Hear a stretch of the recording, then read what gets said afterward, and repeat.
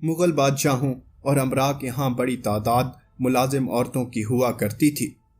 ان ملازم عورتوں کے فرائض کا انتخاب کر کے ان سے مختلف خدمات لی جاتی تھیں۔ جو عورتیں شاہی حرم میں خدمات سر انجام دیتی تھیں، ان کے مردوں کو بھی ملازمت میں لے لیا جاتا تھا اور ان کے ذمہ حرم کے باہر کے کام ہوا کرتے تھے۔ مغل شاہی خاندان میں ان عورتوں کا بہت احترام کیا جاتا تھا، جو بادشاہوں اور شہزادوں کی رضائی مائیں ہوا کرتی تھی، جو انگا کہلاتی تھیں، اور ان کے خاندان کوکل تاش کہلاتے تھے۔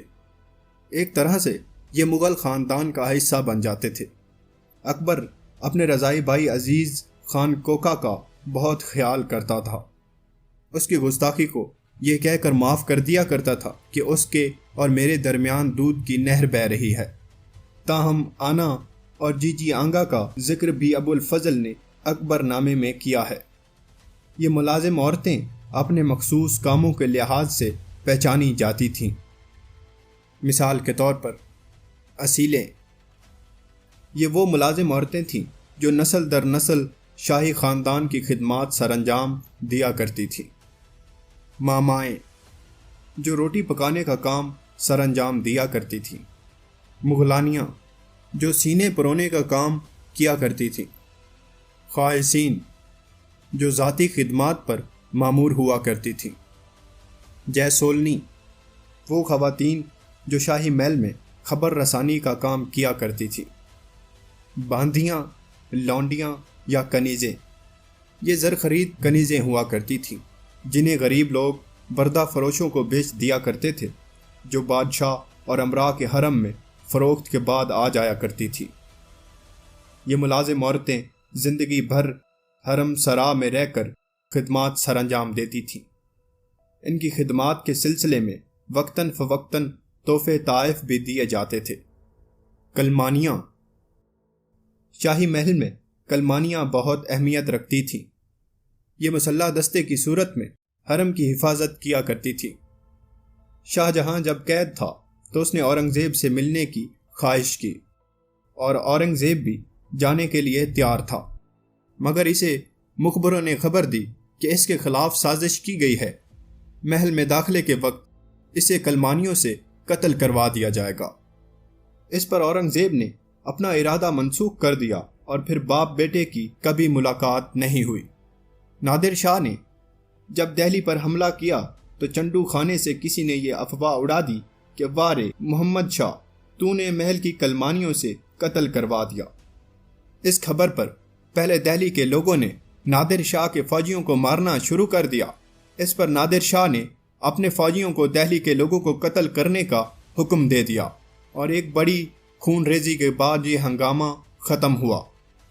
مغل خاندان میں ملازم عورتوں کے فرائض اور ان کی خدمات آخری مغل بادشاہ تک جاری رہیں۔ منشی فیض الدین نے اپنی کتاب بزم آخر میں ان ملازم عورتوں اور ان کے فرائض کا بڑی خوبصورتی سے حال لکھا ہے۔ صبح، چلمچی آفتابے والیوں نے زیر انداز جچھا چلمچی آفتابہ لگایا، رومال خانے والیاں رومال لیے کھڑی ہیں۔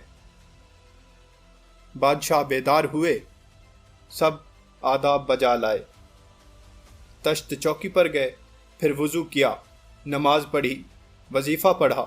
اتنے میں توشہ خانے والیاں کم خواب کا دست بکچہ لے کر حاضر ہوئیں۔ پوشاک بدلی، دیکھو تو جسولنی ادب سے ہاتھ باندھے عرض کر رہی ہے۔ مغل خاندان کی یہ روایت دوسری ریاستوں میں بھی جاری رہی۔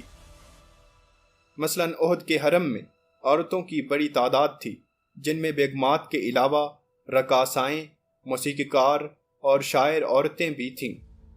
واجد علی نے اپنی کتاب پری خانہ میں اپنی بیگمات کا ذکر کیا ہے۔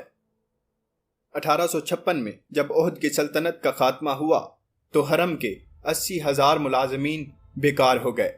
ان ملازمین میں عورتوں کی تعداد سب سے زیادہ تھی، جن کے لیے کسی اور ملازمت کا حصول ناممکن ہو گیا۔ 1857 میں انگریزوں کے خلاف ہنگامہ ہوا تو دہلی پر قبضے کے بعد مغل خاندان کا بھی خاتمہ ہو گیا اور محل کی ملازمین عورتیں بے آسرا ہو گئیں۔ 1856 اور 1857 کے بعد اودھ اور دہلی میں جو سماجی تبدیلیاں آئیں اس نے ملازم عورتوں کی زندگی کو بدل ڈالا۔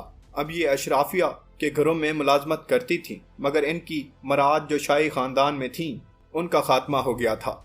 جب انگریز ہندوستان میں آئے تو ان کے گھروں میں آیا اہمیت رکھتی تھی، جو ان کے بچوں کی دیکھ بھال کیا کرتی تھی، اور دوسرے لوگوں کے ہاں ملازم عورتیں کھانا پکانے، صفائی کرنے اور کپڑے دھونے کا کام کیا کرتی تھیں۔